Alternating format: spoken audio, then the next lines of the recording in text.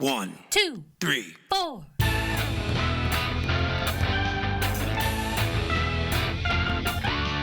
Monster movie. Fun time, go! Monster movie. Fun time, go.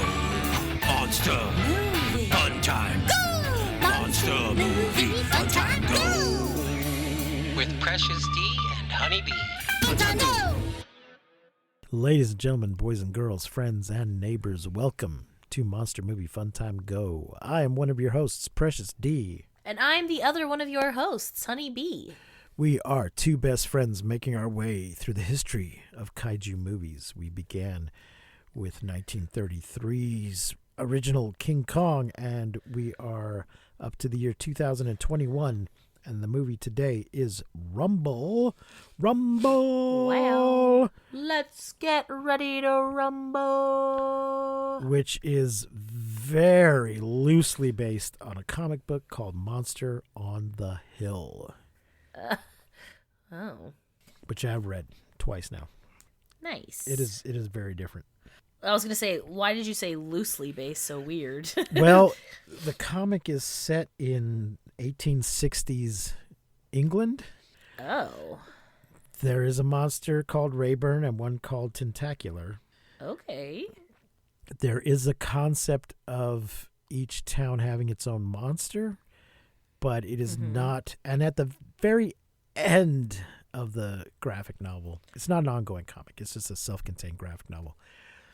At the very end, somebody says, "Hey, my buddy, you remember so-and-so? He had an idea for a monster wrestling league where we fight each other, in matches. What do you think?" But that in the book, it's more like each town has a monster, and the monster will occasionally attack the town, but everybody kind of likes it. It's like a tourist attraction. And the town of Stoker upon Avon, in the movie they just call it Stoker, but Stoker upon Avon, their monster's a real dud. He hasn't attacked for a couple of years, and he just mopes around all the time. He's suffering from depression or melancholia, as the scientist calls it. So they send a scientist to go see if he can fix him, and it's a whole thing.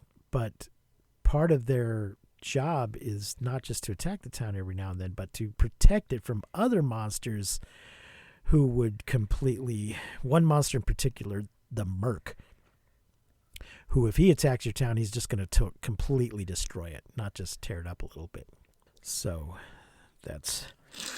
it's all much more cutesy, and the art style is very different than this movie. So, not that the movie's bad; it's just a very different style. Yeah. So, I looked up the comic a little bit. I didn't actually get to read it or whatever, because I didn't set up my, what is it called, Hoopla account? Hoopla account. I actually love the design, the animal mashups in the movie. Like the design of the kaiju. I really love, one's like a English bulldog and a bull. And then, the Tentacular, he's like a shark and an octopus type. I thought that the kaiju were really cool. Yeah. Folks, if you don't know, Hoopla is a library app where you can check out digital content. Books, comics, movies, music, audiobooks. So, the comic book is on Hoopla, but the movie is not. Well, let's take a look at our voice cast here quickly. Will Arnett as Steve/Rayburn Jr. Geraldine Viswanathan as Winnie Coyle. Terry Crews as Tentacular. Fred Melmed as the mayor. Charles Barkley as Rayburn Sr. I did not realize that. Chris Eubank as King George. Bridget Everett as Lady Mayhen. Ben Schwartz as Jimothy Brett Chadley III. Brian Baumgartner as Clonk. Jimmy Tatro as Lights Out McGinty / Mac. Becky Lynch as Axehammer. Roman Regas as Ramarilla. Tony Danza as Siggy. Susan Kletchy Watson as Maggie Coyle. Carlos Gomez as Jimbo Coyle. Stephen A. Smith as Mark Remy. Michael Buffer as a Stoker announcer. They drew him with a really big nose. They drew him to look like Michael Buffer, except he had this very large nose that I guess they just thought was in the style of the character design in general, but his nose is not like that. Tony Shalhoub as Fred. Greta Lee as the councilwoman. John DiMaggio as tattoo guy and betting guy. Jamal Duff as Denise. Carlos Alzraki as Nerdle. Chris Anthony Lansdowne as Farmer. Christopher Knight as King George's coach. And Fred Tatasciore as referee. I thought there was more wrestlers in this, because it was actually a WWE production. And of course they had to get Michael Buffer himself because he has trademarked that "Let's Get Ready to Rumble," and then he will sue your ass if you Oh really? That. Oh yeah. He is serious. Yeah. That is his. It's his whole thing, so he can't be just letting anybody do it. But it's a wrestling movie called Rumble, so how are you not going to have him come do that? Well, if he's listening to this podcast, which he obviously is, then I would like to formally apologize for saying it in the beginning. He's so sorry. Please don't sue me. We were just quoting him.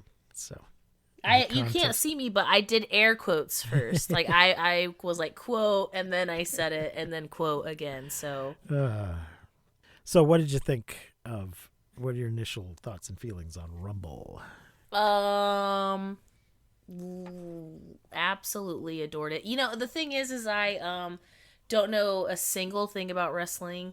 I've never really watched wrestling. I don't really know anything, any sort of fighting, anything. Just never, not really my bag. But if it was like this, I'd watch it. That's all I'm saying. It's not unlike this.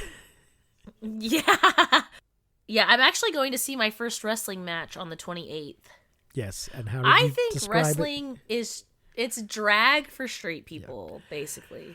It's straight drag. I've also heard it described because it's like a drag show, but for straight people. I've heard it described as soap opera for dudes. Oh yeah, see, yeah. So, well, my brother Gabriel has gotten back into wrestling recently, and he is having my father watch it with him. So every Monday and Friday, they're down in the living room watching wrestling. Well, here's our plot from Wikipedia. Thank you, Wikipedia. In a world where giant monsters and humans coexist, giant monsters compete in a popular professional wrestling global sport known as monster wrestling, with each city having its own monster wrestler. After the wrestler for the town of Stoker-upon-Avon, the shark-like Tentacular, becomes the world champion, he announces that he has decided to represent the town of Slitherpool. So those are both very British names, but this clearly takes place in America. The townspeople are told if they do not find a new wrestler, they will lose the town's stadium and its revenue. They're not even told that. They're just told that this dude wants to buy the stadium and turn it into a parking lot with shuttles going to the Slitherpool Stadium. Yeah, but we before all that, we get to see just Winnie going. She is high-fiving everyone. Everyone's just like, yeah, Stoker. It's very football-esque, everyone's just chest bumping and shit. And we kind of see the whole town is all about Tentacular, and he's kind of a douche, but she even helps him win this match. It's crazy. Yeah. With her coach. And in the very beginning, we kind of get this little backstory, which I thought was going to be more important, or not more important, but just more explored. Yeah. Where her dad and the kaiju that he fought with were lost at sea? ? Yeah, her father Jimbo and the monster Rayburn, which is the name of the monster in the original book, not Rayburn Jr. He's just Rayburn. They were big champions and they disappeared. I think they did say lost at sea. So there's a statue. There's a statue of Jimbo in front of the stadium, and the feet of the statue are polished because everybody touches the statue as they go by. So it's like a bronze. Yeah. It's a bronze statue, so most of it is discolored, but the feet are bright because everybody touches the feet as they go inside, which I thought was a very realistic kind of thing. Yeah, it really is. It's kind of like the Buc-ee's statue, if you're from Texas. I'm just kidding. But yeah, I really thought, like, in the beginning when they're kind of giving us this backstory, I was like, okay, we're going to have to go find Dad and the kaiju that was lost at sea. No, none of that. It literally never comes up again. I was like, wow. Yeah. I mean, they come up again, but not the fact that they were lost at sea, which seems like the gravity of that situation just seemed like everyone was like, well, they're dead now, so we're moving on. I was like, holy shit. Okay, well. So it seems like that Winnie's mom runs one of the concession stands in the stadium. Winnie has free access to go anywhere she wants in there. Frank, who runs the diner, has just put in a new tentacular-themed sign on the diner, big tentacle on his sign. And everybody's very excited. So when he announces, "You'll always have a place in my heart, Stoker, as I move on to bigger and better things in Slitherpool," they're all pretty devastated. So yeah, monster wrestling enthusiast Winnie Coyle decides to search for a new monster representative for her town. Nobody's actually asked her to do this. She just goes off to do it. And what's crazy is, like, even when she goes off to do it, her mom's like, "No, Winnie, it's not your responsibility." And she's like, "I have to." And then her mom lets her get on this, like, rickety ass train, goes to this horrible part of town, and, like, it's, like, dark and cold, and she's just, like, shivering and has, like, her hoodie on and is terrified. And I was like, wow, like, she really didn't even try to stop her. I think it's actually another town, because they mentioned that without a monster, that they mentioned this other town only has the illegal underground wrestling in, like, an old at barn, the abandoned bobblehead factory. Yeah, right. So that's where she goes. Winnie heads to an underground fight and finds Rayburn Jr., the son of the late world champion Rayburn Sr., fighting under the name of Steve the Stupendous. Winnie interferes in the match and causes Rayburn Jr. to win instead of taking a dive, as the underground arena employer Lady Mayhem wanted. I really love how she recognizes him by his little butt wiggle. Yes. That made me very happy. They knew each other as kids, and he has a move where he gets up on the ropes and is going to drop his butt on you, which apparently he almost did to her as a child, which would have killed her. But Dad stops him, I believe. Rayburn Jr. is confronted by Lady Mayhem and threatened unless he can get her back the money she lost. Winnie tells Rayburn Jr. she can help him get the money by training him to fight in official matches, which he does not seem to realize until the match is going, that it's not fixed. Yeah, which isn't okay. Help me out here. Isn't wrestling fixed? Like, isn't it scripted? Yes. And like, yes. So some people say I thought so. Some people say wrestling is fake. I think it's more accurate to say it's scripted, because they are out there, putting their bodies through it. So I wouldn't say it's fake in that sense, but it is scripted, and the outcome is usually predetermined. I recently saw a stand-up comedian who I believe is, what is his name? Is it Mr. T? Is that a wrestler? Not or sure. Ice-T, or I don't know. But it's like his daughter. She's a stand-up comedian, and she's like talking about how when she was a kid, her dad was like, "Don't worry, like everything, it's all fake. Like you're gonna see Daddy out there like getting his ass whooped, but it's okay, it's all fake." And he's like fighting someone he's on the same team as Hulk Hogan, but she's like talking about how then they're like in their hotel room and she's like watching Hulk Hogan do lines of cocaine. Anyways, it's a really funny stand up. I'll have to send it to you. Well, years ago I went to get Mick Foley, aka Mankind's autograph. He had an autobiography out, and my brother asked me to go. I was living in New York at the time, and he was going to be appearing there doing a book signing. And he wasn't doing one anywhere near where my brother lived, my brother Tobias. So he asked if I could go get this. So it's a long line, so I start reading the book while I'm waiting in line. And he starts off talking about being in the emergency room in Japan, getting stitched up after a match. And as he's sitting there bleeding, the nurse... he says that he's a wrestler, this happened in wrestling, and she says, "Isn't that all fake?" He's like, fake, I'm bleeding here. But it is Stitch me up. It is scripted. It is scripted. So they know before they start, okay, yes. Today I'm losing. So here's the thing. Recently John Cena had his last match.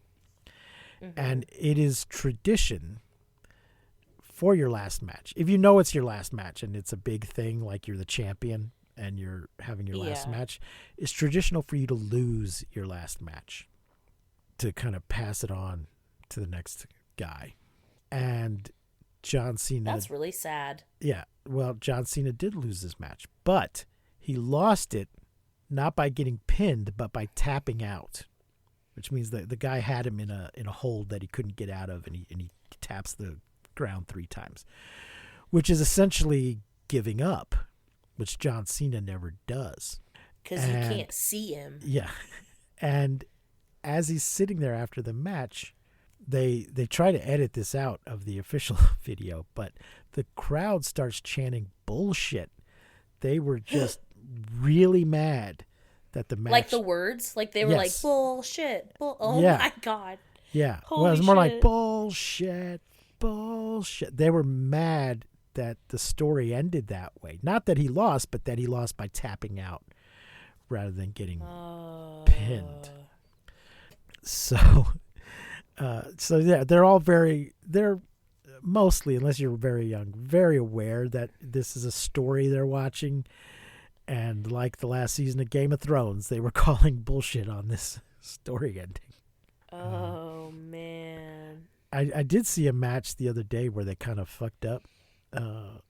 Somebody, you know how they'll start the count and the person will kind of kick out, and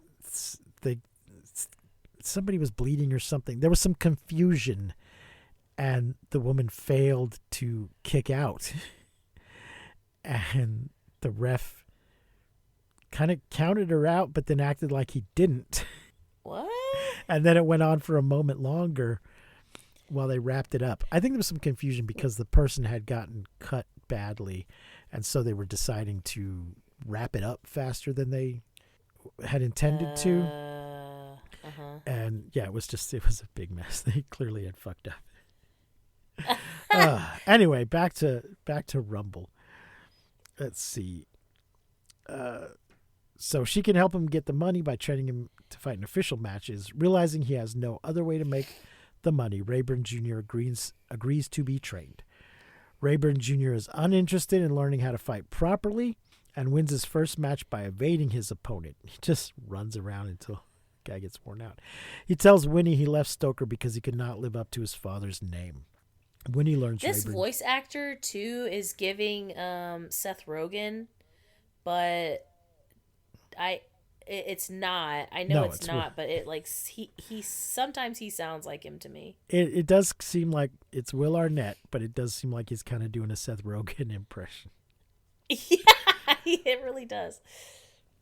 Winnie learns Rayburn Jr. loves salsa dancing and decides to train him using dance moves, which the commentators, there's fight commentators, one's a human and one is a monster, and the human guy just hates this, but the monster thinks it's fine. As they progress up the league's rankings, Tentacular announces he and his agent have bought Stoker's stadium. Tentacular wants it to be demolished because he sees it as a reminder that he will always be compared to Rayburn Sr. no matter how many championships he wins. So that's the real reason he left town and the real reason he wants it torn down. Boo! What a little bitch! Boo! Yeah. Even though Rayburn Jr. repays Lady Mayhem, he decides to help when he publicly reveals his identity and challenges Tentacular to a match for the stadium. Yeah. During the fight, Steve avoids most of the hits by Tentacular in the first round, but Tentacular counters his dance moves in the second round. After convincing Winnie not to give up, Rayburn Jr. in the third round lands several hits with his dance moves. Yeah, she starts to throw in the towel between the rounds. Winnie tells Rayburn... the other coach kind of convinces her because I think like the other coach and her dad were kind of close or something. Or I don't know, at the beginning of the movie she really respects him, and then he tells her, he's like, hey, you know, you don't understand. Tentacular, when he smells blood, like, he's not going to give up. If you care about your fighter, you're going to not send him back out there. So she kind of like is, you know, like, and then she even says, which I thought was so sweet, she's like, when they're getting to throw in the towel, he's like, I want to keep going. She's like, it's just a place. Like, it's not important. It's just a place. Even though it is important to the whole town and to everybody, you know, she kind of, because she cares more about him. And I thought that was really sweet. Yeah. I assumed, I don't know if they stated explicitly, I think he does say, that coach, I assumed had been like the assistant coach when her dad was working with I think they do say that. Yeah, because he says, he's like, he says something about working with her dad. Yeah. At one point. So I think he is sincere that he is looking out for her fighter. Yeah, I agree. Yeah. He's not. Yeah, because even when she decides not to throw in the towel, you can tell that he's like kind of proud. Right. Winnie tells Rayburn Jr. to use Tentacular's suckers to stick him to one of the corner posts. He licks the suckers on his tentacle, slaps it on the post. When he goes in for the final move, the two collide and both are knocked out. Tentacular gets up first, but is too rattled to end the match. The crowd gets Rayburn Jr. back up by clapping a salsa beat, and he is able to defeat Tentacular, becoming the new world champion and saving the stadium. Yay, our hero. I feel like this was, I mean, it's a basic sports movie, you know. It's not really groundbreaking. It's just the fact that it was monsters and a cartoon, but it follows pretty standard sports movie kind of format. Yeah. And that's fine. And also, but not just the sports format, another thing that this movie kind of does, which I feel like after reading a little bit about the comic as well, is it kind of like has this theme of like, you can be different and still, you know, have friends and find your place and like redemption, you know what I mean? So there's a lot of that too with like the dancing and the, you know, like it's okay to be different. You'll get your match. You'll win. You'll be a winner eventually. Just keep being yourself and be true to yourself and not lie about who you are. I feel like the comic book was really a lot about depression. Yeah. Rayburn's problem just seems to be that he's depressed. And yeah, I think it describes it that way. It's like a depressed monster. Yeah, and it's 1860s, so there's not the appropriate medication to deal with it. Yeah, like I said, they refer to it as melancholia, but he is clinically depressed. So there you go. Like I said, you can find the comic on Hoopla if you're interested in reading it. Just check out if your library uses it. You just link your card to it. If your library requires a PIN, you might have to enter that when you're signing up. But yeah, there's all kinds of good stuff on there. There's a couple other apps like that too, like Libby. I think my library still uses Libby. I think it's still active, but for some reason Hoopla's more popular right now. So there you go. The only thing I don't like about it is when you check out a movie, it's for like 3 days. Oh. When you do a book, it's much longer, or an audiobook even. It's like 21 days, but 3 weeks. But movies are 3. It's free, right? Yeah, it's free.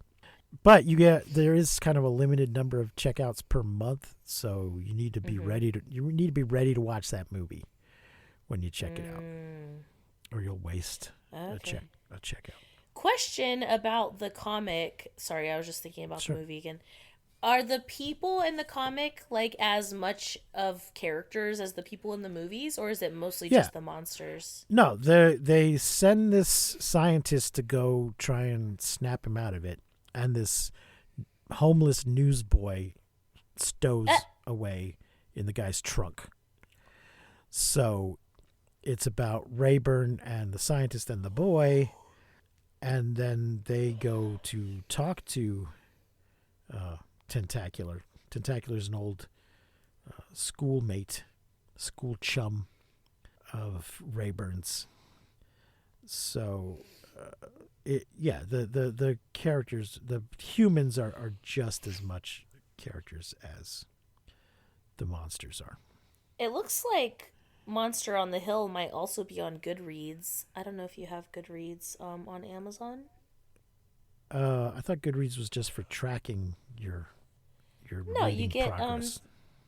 You get free books and stuff. Oh no, that's Prime Reading. Yeah, it's on it might be on Prime Reading, but it's also on Comixology Unlimited, which is a thing I pay for on Amazon. That's also through Amazon. Nice. No, Goodreads is the thing where you just log your book. Prime Reads is where there's stuff included with your subscription. Okay, maybe that's I guess I have Prime Reads then. Okay. Yeah, it's definitely part of Comixology Unlimited, and some of that stuff is also part of Prime Reads. Mm-hmm. Well, Honeybee, what are you going to rate Rumble?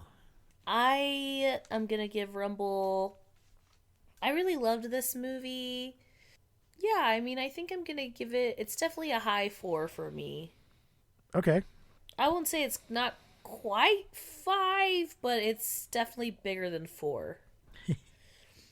In between 4 and 5. All right. I don't remember what I rated it before. You gave it 3. Did 3 stars. Yeah. You looked it up on my... Yeah. That was going to be my guess. Though I guess I'll stick It was with an that. accident that I saw that because I was just trying. I couldn't get the movie to work, and I kept like refreshing and like clicking different things to see if I could get it to work. And I was like, "Oh, 3 stars." Oh, that's right. You can rate it right in the app. Yeah, we were watching it on Plex. Long story. So there you go, folks. Yes, I will give it 3 stars. It was okay. It's fun, and if you're a kid, I'm sure fun. You really like it. Yeah. And it's well animated and well performed. Very, very well animated. I really loved it. I loved it. I thought it was great. I'll probably see it again. Okay. What is next week's movie? 50-foot something or other. Yes. Okay, so next week is Attack of the 50-Foot Cam Girl. Which reminds me, we need to go back at some point and watch Attack of the 60-Foot Centerfold. Oh. But it will also be our 400th episode. Hey. That's including all of our Halloween marathons and special episodes and stuff like that. Our 400th episode. So there you go, folks. Thanks for being here, listening to us, especially if you've been here for almost 400 episodes now. Please rate and review and like and subscribe. Also check out our side project, Mars Needs Movies, which you can find wherever you found this. Until next time, I have been Precious D. And I have been Honey Bee. Remember to keep calm and take shelter in basements. And please, don't misuse science. We won't see you, but you will hear us next time on Monster Movie Fun Time Go. You've been listening to Monster Movie Fun Time Go. If you enjoyed the show, please consider rating and reviewing us on your podcasting platform of choice. You can leave us a message and find links to all our things at mmftg.com.